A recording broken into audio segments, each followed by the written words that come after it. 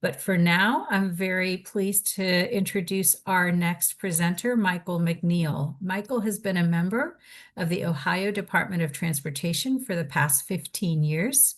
He's in the Office of Transportation Systems Management and Operations, and he oversees OhioDot's Traffic Management Center, their Freeway Surface Patrol Program, their Towing and Recovery Incentive Program, or TRIP, as well as Ohio's traveler information website called OGO. So welcome, Michael, and I'll turn it right over to you.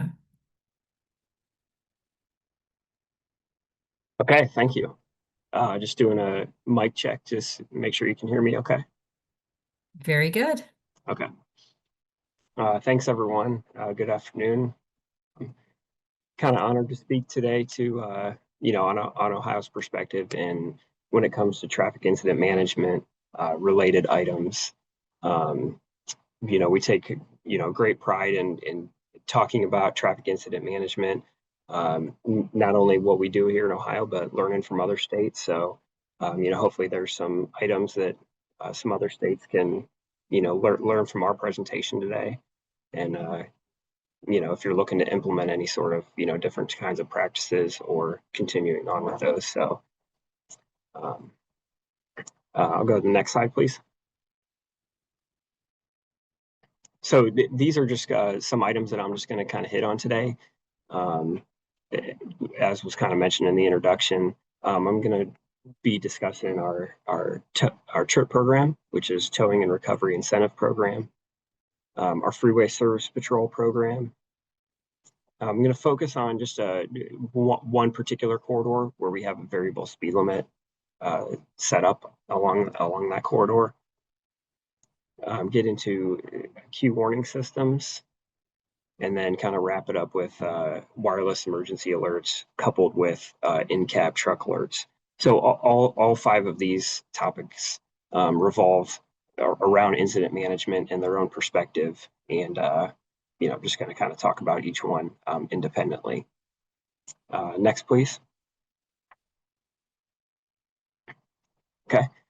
Just starting the slide off here, just to kind of give it some context for those on the call that are maybe unfamiliar with Ohio DOT's TMC practice, but we do just have one centralized traffic management center located in ODOT central office in Columbus.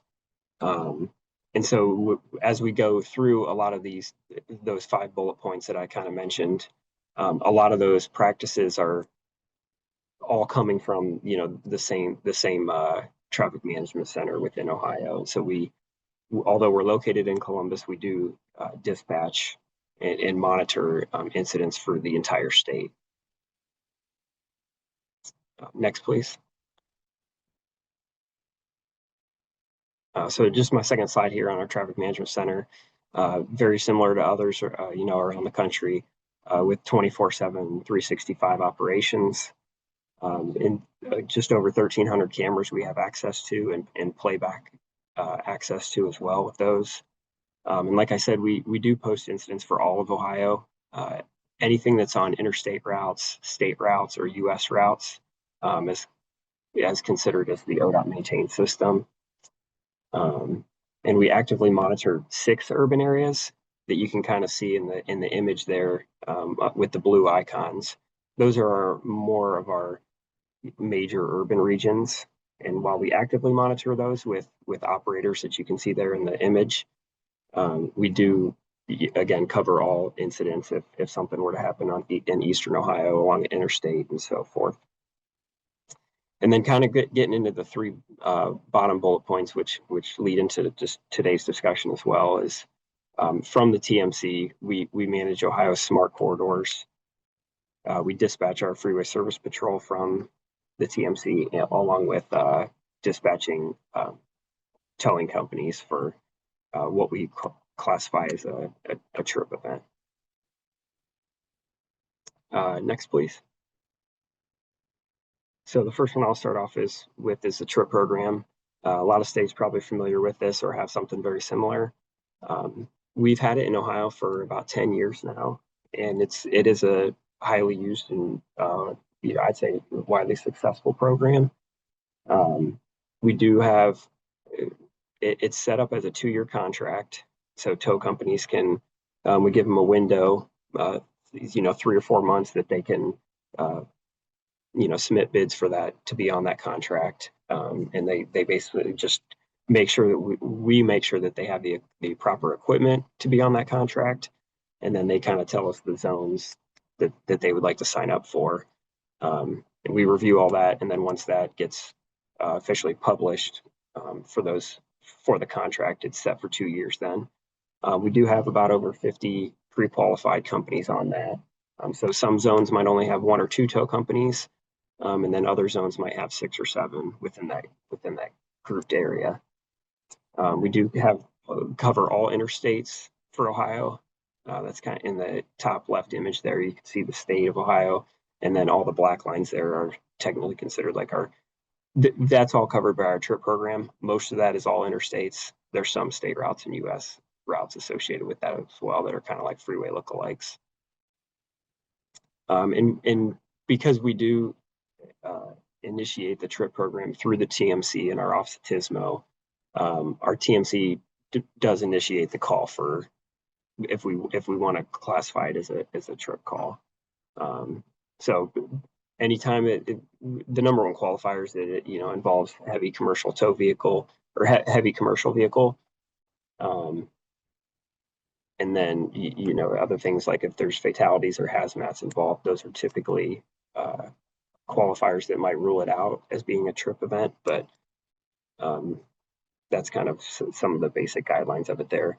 And in that sequence of photos there on the right hand side of your screen, I'd like to show this one because this was a kind of a success example of what a trip is typically, of what we like to see. And that semi in the very first photo at the top was actually a rollover in the interstate lanes. It was blocking both of those lanes on the interstate. And then within like 10 minutes of the tow company arriving, they were able to kind of use their rotator to drag it over to the shoulder, the gore area.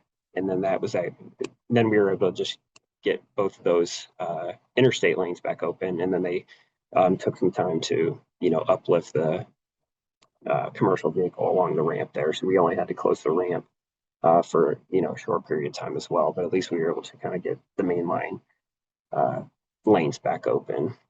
So as we talk through a lot of these different items today, they do revolve around like, trying to prevent secondary crashes as well. And so this is, one of the major goals with the trip program. Next, please. This is just my other slide on the trip program. So we average about 140 to 150 of these calls per year, where the TMC would initiate the trip, reach out to a tow company, they respond, and if they arrive in the specified time and clear the event, then and lanes back open, then they are provided the incentive.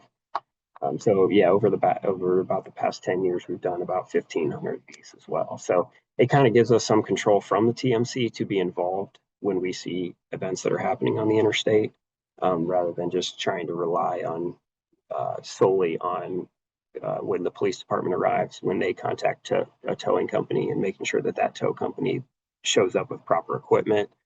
It kind of gives us some skin in the game to be able to help alleviate any potential issues and things like that. So on the right side of your screen there, you can just kind of see how we have it broken out through zones. And then all of those yellow dots you see are like actual tow companies and their locations of where they would dispatch the equipment from. So when we get a call that there's an incident on an interstate, we can look to see what zone it's in.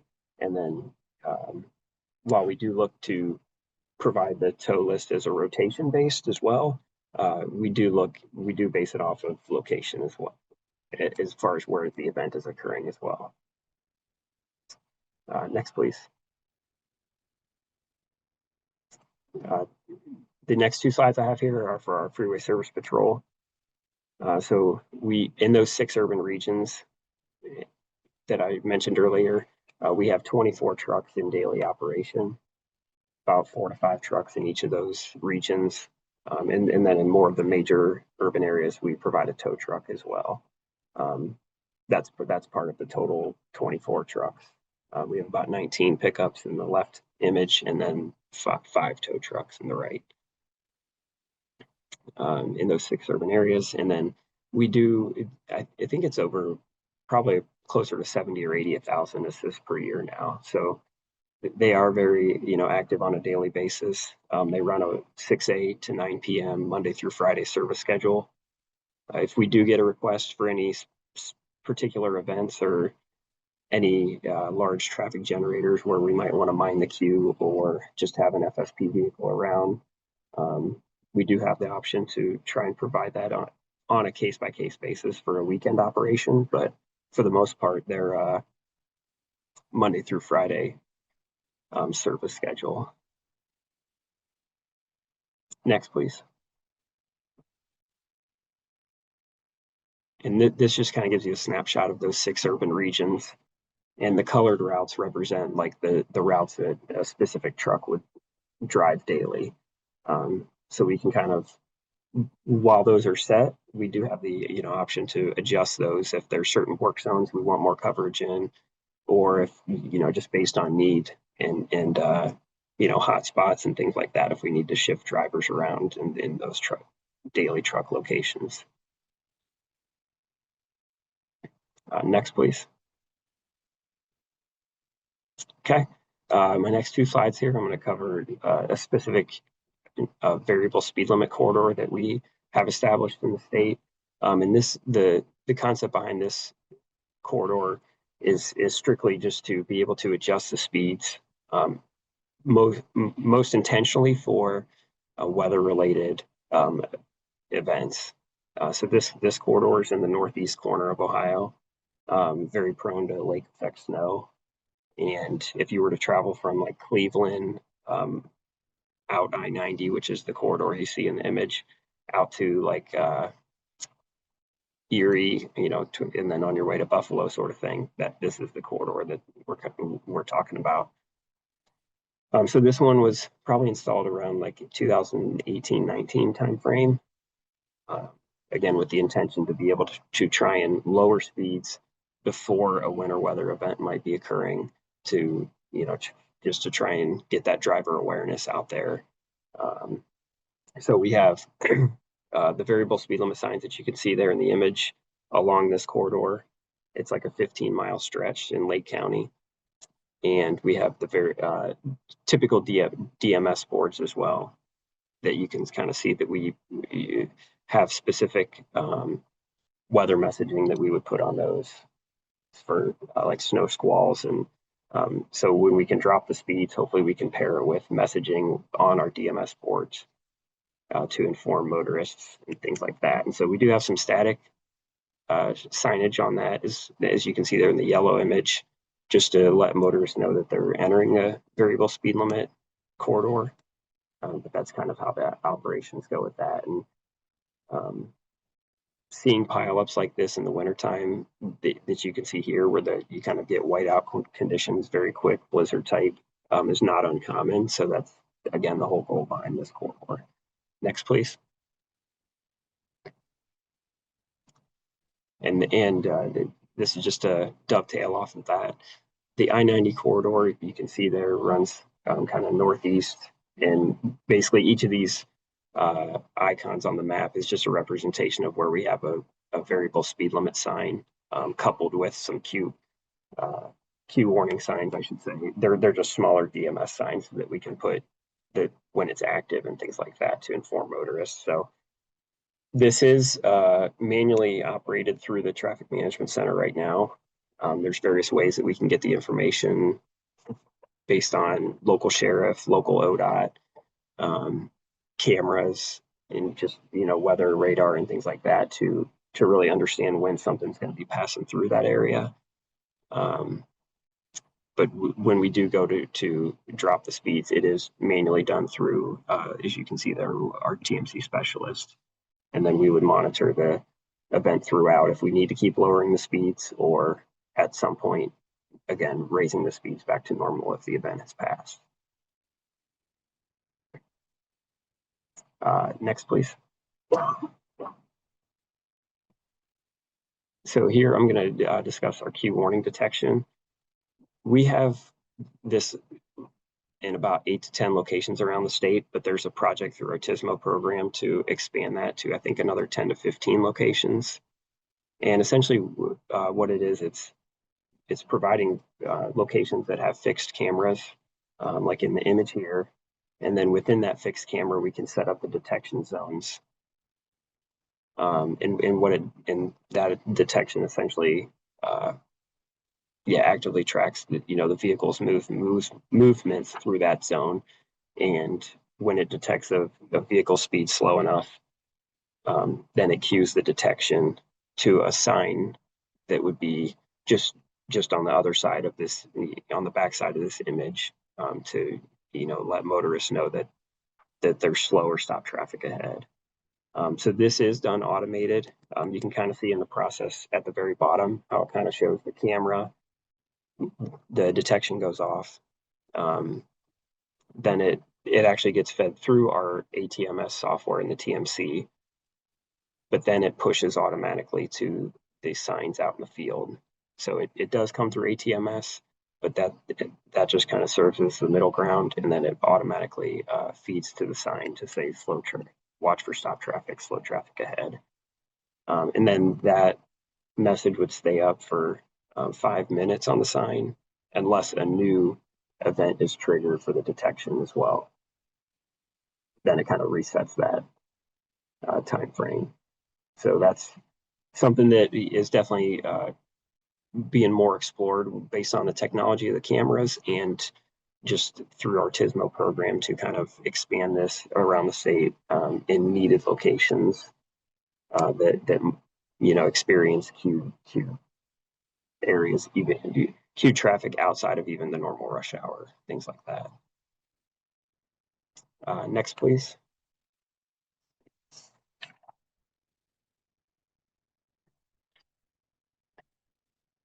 My last two slides here, then I'm going to talk about this one is the wireless emergency alerts.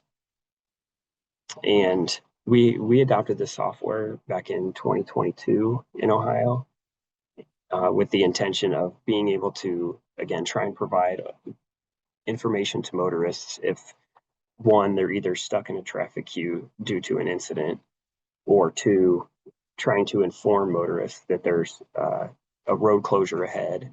I should say major road closure ahead, or that they're going to be stuck in stopped queue traffic.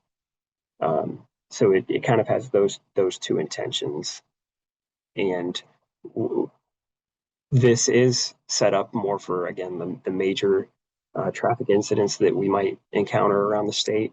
And when I say major, we kind of set our threshold as like in the ballpark guideline of like generally a 4-hour plus full closure on an interstate, or full closure in at least one direction. And in the image there that you can see, this one we did on the Ohio Turnpike. We have the ability to just draw a geofence boundary around the roadway, and then the messaging and that you can see there in the image where it says public safety message that we pushed out on December 23rd. This was like a snapshot of like what would show up on a motorist's phone if they were within that geofenced area when we push it out. So it mentions crash on Ohio Turnpike at milepost 106 eastbound and westbound. Eastbound traffic being diverted at exit 91, westbound being diverted at 118. So we try and inform motorists. We'll draw the geofenced area well past those exits as well on each side if it is close in both directions. Again, with the intent of informing motorists to hopefully be able to choose an alternate route or exit the interstate before they reach that closure point where they're either being forced off the interstate or they're going to be stuck in the stopped queue. So that then the bottom image there for the public safety alert is kind of just another screenshot of like what it looks like when it shows up on a motorist's phone. We try and be descriptive enough as we can, but still general enough on the text where it's informing motorists of what they might approach ahead, but not being, too long of a message. And it's essentially more beneficial even in urban or rural areas where we don't have digital message signs and ways of informing motorists that they might run into a long-term closure ahead. So it's beneficial in those areas. And yeah, I'll cover that kind of on the next slide then. Next, please. These are just two examples of major events that we did encounter, which we did utilize the software and pushed out the wireless emergency alert. There was a commercial bus crash 2 years ago that resulted in 6 fatalities just east of Columbus, and that interstate, the westbound movement was closed for about 12 hours. So we utilized it there, and then on the image on your right, was on the Ohio Turnpike, and we kind of are in partnership with the Turnpike at OhioDot with the wireless emergency alert. So if they want us to push one for them, we'll work with them on that. But this was like a 50-car pileup 3 years ago that, again, kind of had the Turnpike closed overnight. So those are like the very high-profile ones. We've started to utilize it even more if we, feel like it's going to be based on time of day, traffic volumes at that time, where the incident's located and how much of an impact is it going to have. And then just a general guideline of how long the closure could last itself. So we kind of take all those things into consideration when deciding if we want to push one of these out. But it has been, we feel like very successful. There is no way to track the number of phones that the message goes to. It's just a one-time push out to all the phones in the geofenced area.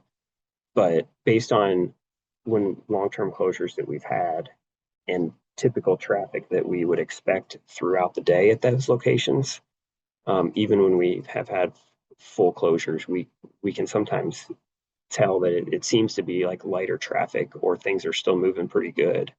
And we can hopefully attribute that to, we pushed this message out when the incident first started, and hopefully, a lot of motorists and have got the word and have, either looked at alternate routes and not adding to the queue or potentially having a secondary crash and things like that. Next, please. Okay, so this is my last slide. And I have this on here because it's kind of goes in line with the wireless emergency alerts, but it's still kind of a separate entity in itself, but we kind of could utilize them together. So through the software that we can push wireless emergency alerts, we have DriveWise integrated into that as well. And essentially what this is it can push in-cab alerts to truckers, as you can see there in the bottom right corner. It can push messaging. I think they get like 25 characters for 2 lines that we can push out to an in-cab device for truckers. And we can, those are kind of set up the same way. It's not a whole geofenced area, but we just would set up like a geofenced gate, I should say. And then when commercial drivers pass over that gate, then they would get the notification on their in-cab device. So we can, when we push out a wireless emergency alert, we can also push a specific messaging out to truckers.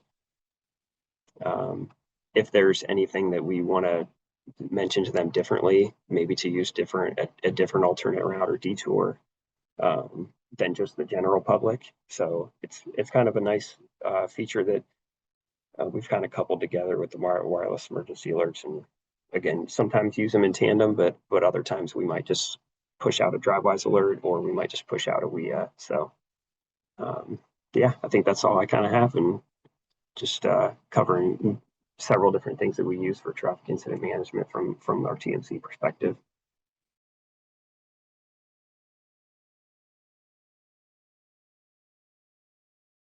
And I think we'll go to the next slide and do some Q&A. There's been a lot of questions in the Q&A box as well as the chat. So I will put on my Jim Austrich hat and start, Michael, with the very first easy question to you. I think that was from Joseph Haynes, who's in the towing and recovery industry. Does TRIP cover Ohio Turnpike in terms of its coverage area, the Towing Recovery Incentive Program? It doesn't cover the turnpike. Yeah, with Okay. that just kind of being its own entity, we don't have uh, we don't have cameras and stuff on there that we can access from our traffic management center as well. So we don't have it set up for that. Okay. Easy yes or no answer. Very good. And you went into a lot with regard to the trip and its contract. So curious, what, if anything, has changed during the nearly decade that the TRIP program hasn't been in place, whether it be in terms of response times, compensation, activation criteria, or any other aspects? Could you touch on that? Yeah, a lot of it has actually stayed the same, and it seems to have been, pretty successful all throughout the years.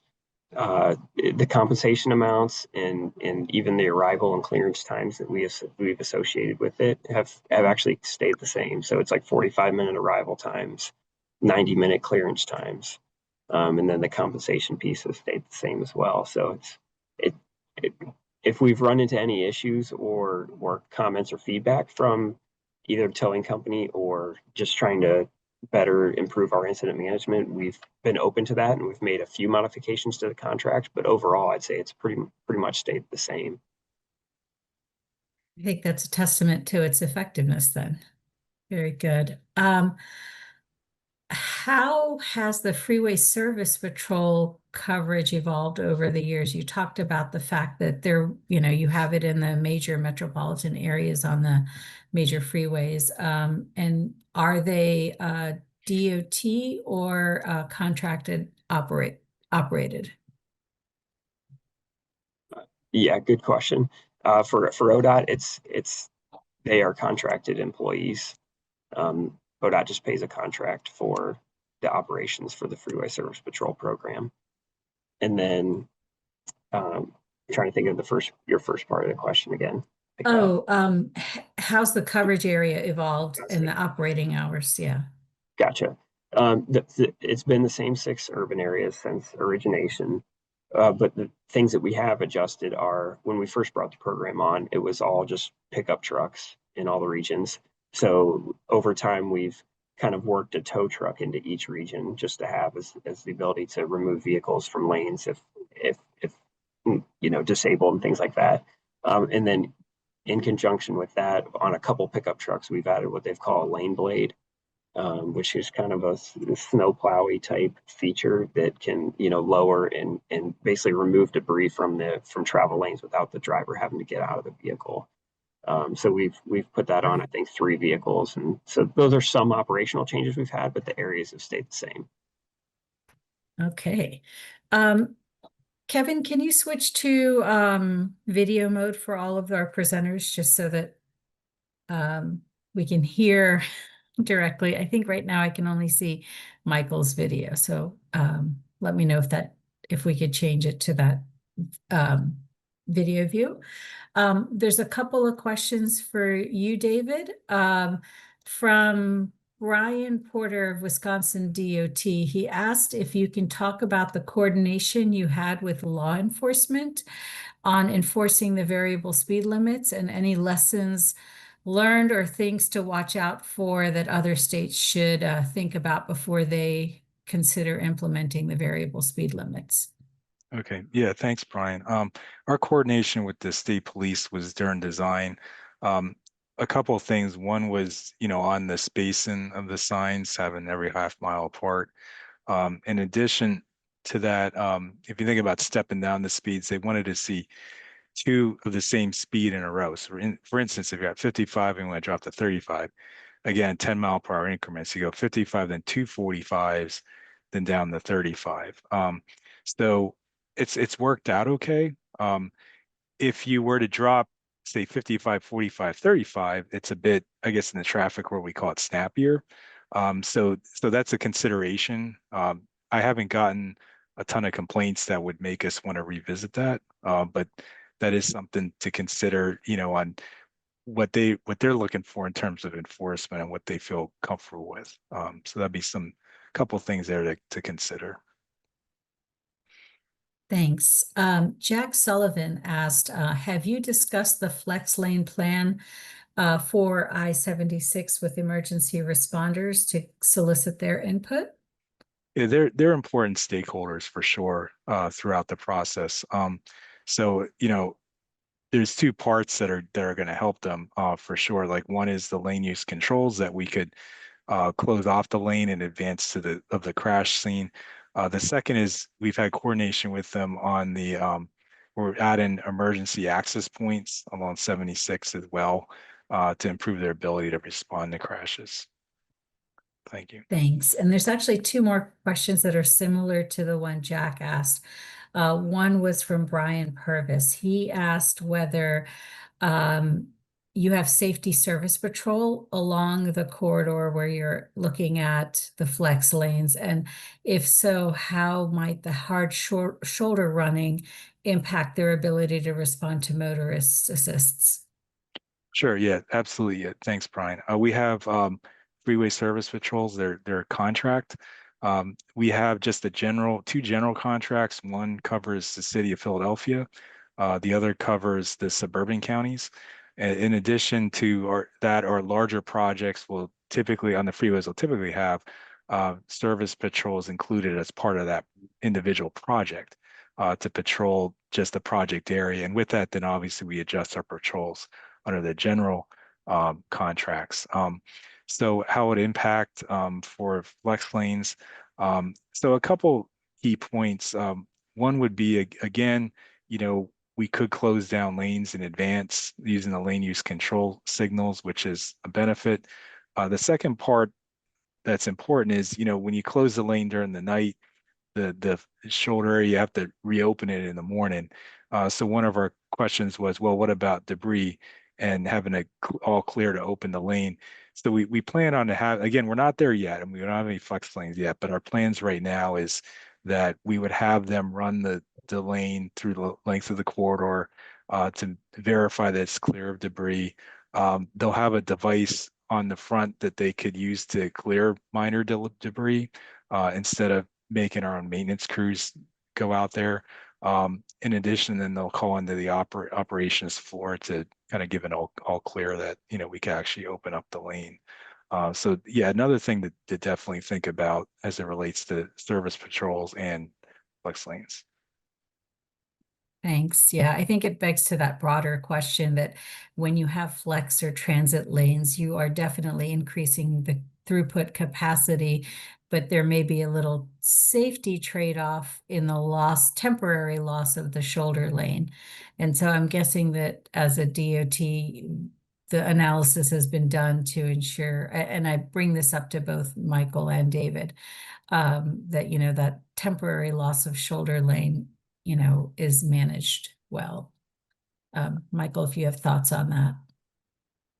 Yeah, just trying to provide a second opinion on that. How we operate. We have two corridors in our state where we open the left lane for operations for a period of time, and we utilize our freeway service patrol just as David mentioned. If we're going to open our smart lane at say at 3:30 in the afternoon, we'll have them between 2:30 and 3:30 drive through the lane and do a sweep of that, and then they radio back to our TMC that they've done their sweep and that there's no debris or that if there's anything there that we need to take care of. Outside of the initial sweep, it's pretty much the standard operations as far as needing FSP in that area to respond to vehicles and things like that, because we kind of control the opening and closing and lanes and everything of that nature from the TMC. That's just the additional involvement with the freeway service patrol. Thank you. Let's see what other questions we have. Michael, to you, how often is the cue warning activated that you were talking about? And you talked about it being relatively automated. When does the operator, has the operator have to sort of come into play before it's the messaging is on the DMS or otherwise? Those queue, I should say it is commonly used and triggered a decent amount in certain various areas depending on the traffic volumes and time of day.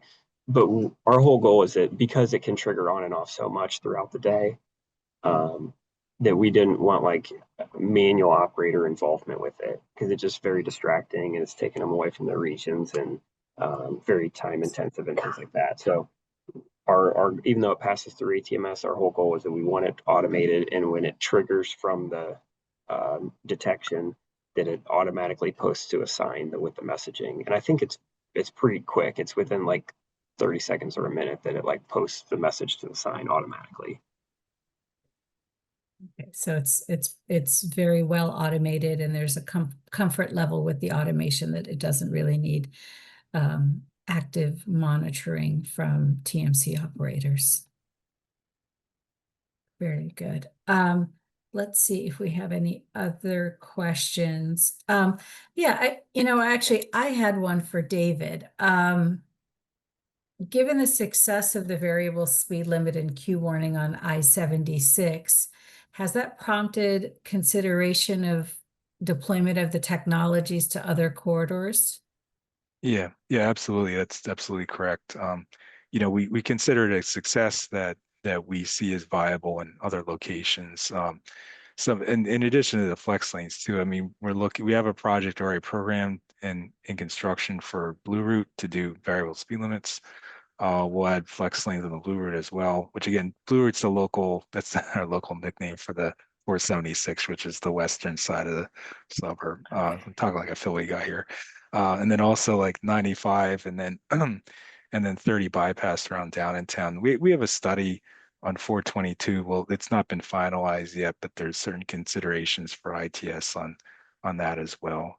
So yeah, it's definitely going to change operations, particularly the flex lanes, because right now we have a certain number of people on the floor. We have 8 operators on the floor in the AM and the PM. When we have flex lanes, that's our next trigger in terms of needing more personnel on the floor because it's it's man hours to manage that stuff, right? So that's I consider the number of floor personnel we have right now to be static until we get to the point of actually having flex lanes in operation, and that's when we're going to have to increase staff on the floor. Very good point. Yeah, it absolutely not only, I presume, requires the floor staffing, but then also all of the other support services, whether it's maintenance of the devices, or it's even our friends in incident response from the law enforcement and fire side, because it does offer greater complexity in the ability to respond or in the timeliness and processes. So, okay. I'm going to sort of see if there are other questions, if anyone has. If I've missed something and there's something you'd like to ask, please raise your hand and hopefully Kevin will be able to unmute you. Questions for our presenter or questions for the TIM program, to the extent that I can put on my Jim Austrich hat and answer them. Some of those things I may not be able to respond to. So we'll sort of give it a minute. I see there's a hand raised.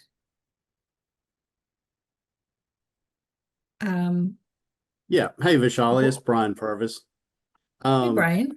Hey, I just wanted to reach out. I tried to get with Jim Ostrich, but in addition to Crash Responder Safety Week, we've also got the TIM self-assessments going on.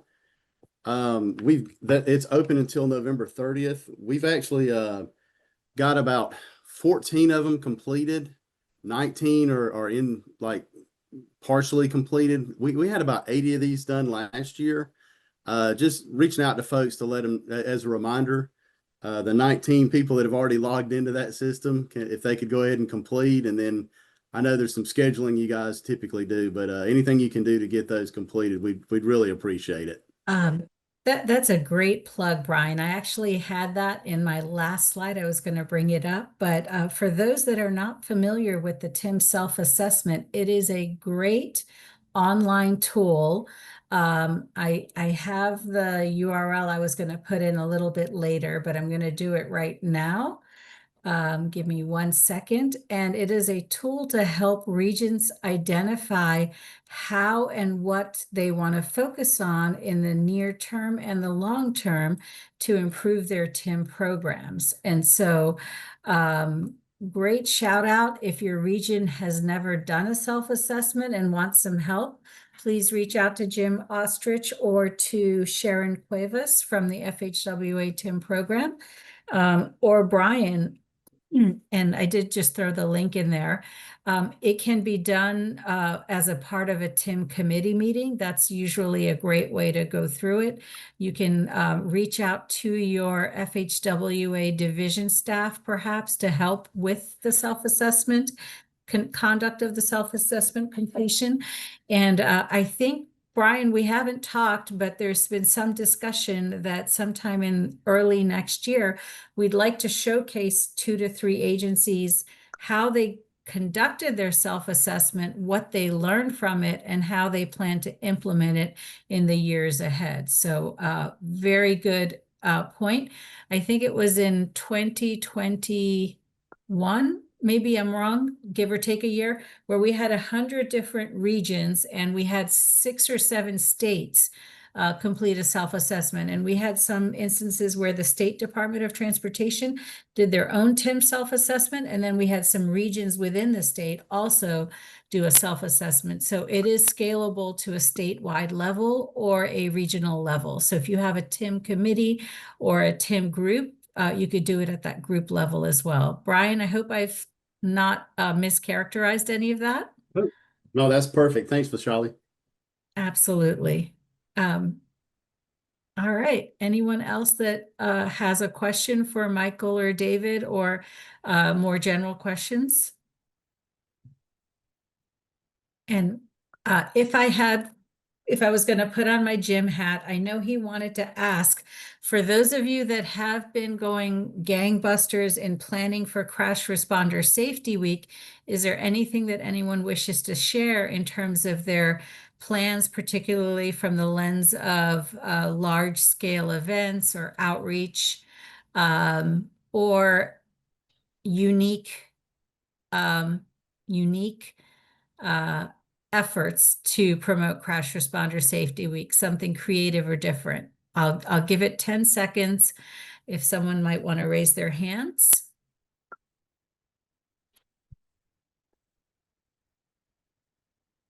And by the way, to raise your hand, Kevin, how do people raise their hands? I'm not seeing it on my end. As presenters, I don't know if we can see it, but I believe across the bottom, they should have a button where they can press raise hand. All right.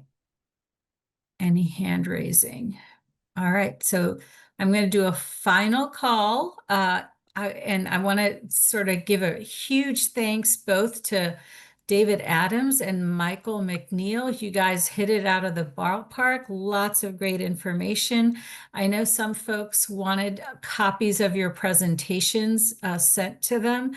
I just wanted to check with both of you. Are you comfortable with me sending a PDF of your presentations to a couple of individuals that made a request for it? Yep, no problem. Okay. Yeah. All right, great. So we'll get those. If you ask for it, we'll get it out to you. I wanted to share, Amy Falcone noted that Nevada DOT is planning a Touch a Truck educational outreach event in selected schools with responders present at their vehicles on display. I'm wondering if you were inspired with the Touch a Truck event that Maryland Department of Transportation did last year. That sounds pretty cool and exciting. We'll see. Oh, I see a couple of other requests. If you do want to request a copy of the presentations, please reach out to me. I'll put my name in the chat, and I'll send everyone a single email with the PDFs of the presentations. And then with that, anything else I'm missing in standing in for Jim Austrich's shoes? Thank you. The TIM resources. Very good point. Thank you, Kevin. Let me go ahead and put in the chat all of the links to these various resources. We did have them ready to go, so let me go ahead and send that as well. Let's find the chat.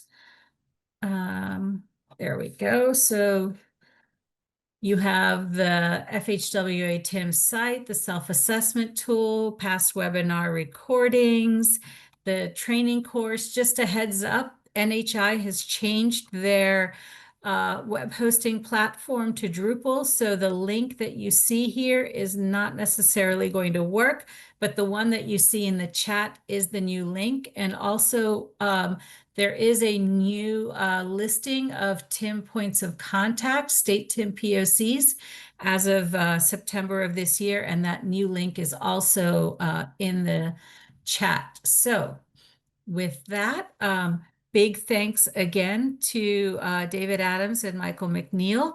And please log in on November 17th for the National Kickoff webinar, and then December 3rd, our Talking TIM will focus on the business case for TIM programs, and will feature Washington State Department of Transportation, as well as 1 to 2 other state DOTs.